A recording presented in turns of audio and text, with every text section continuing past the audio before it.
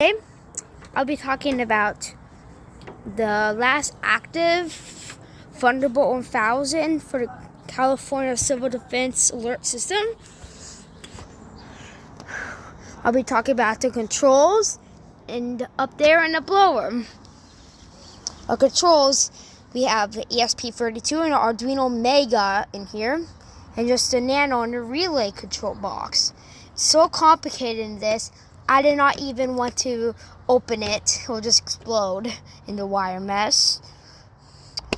In here, that's just the controls. I'll turn it on later. I'm going to go up there. Now I'm up here. Let's open this up. This is a rotator box. This thing rotates the actual siren.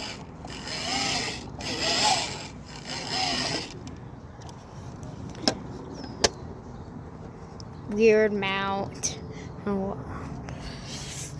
Blower gets so hot here, it melts. Yep, janitor blower. Now we're gonna test it. Take this piece of tape off. 3, 2, 1.